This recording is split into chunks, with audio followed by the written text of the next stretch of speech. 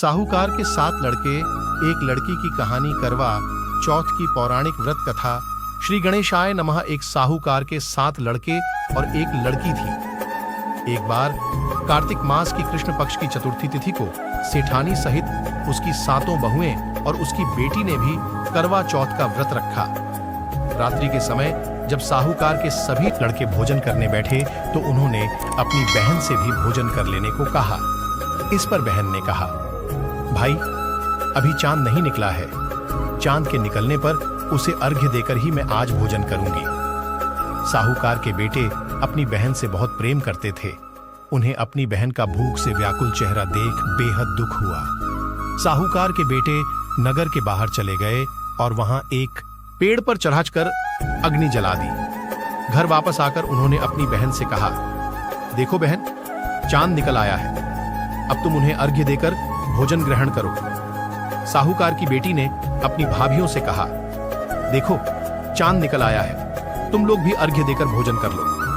ननद की बात सुनकर भाभियों ने कहा, बहन अभी चांद नहीं निकला है, तुम्हारे भाई धोखे से अग्नि जलाकर उसके प्रकाश को चांद के रूप में तुम्हें दिखा रहे हैं।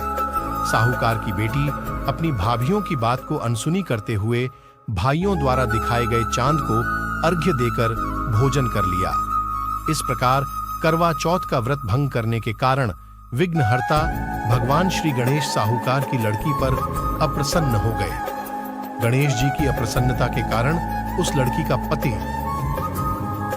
बीमार पड़ गया और घर में बचा हुआ सारा धन उसकी बीमारी में लग गया। साहूकार की बेटी को जब अपने के हुए दोषों का पता लगा तो उसे बहुत पश्चाताप हुआ। उसने गणेश जी से क्षमा प्रार्थना की और फिर से विधि विधान पूर्वक चतुर्थी का व्रत शुरू कर दिया।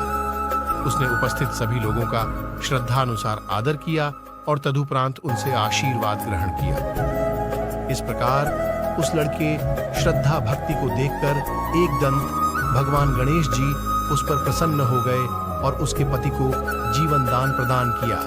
उसे सभी प्रकार के रोगों से मुक्त करके धन, संपत्ति और वैभव से युक्त कर दिया। करवा चौथ माता की जय।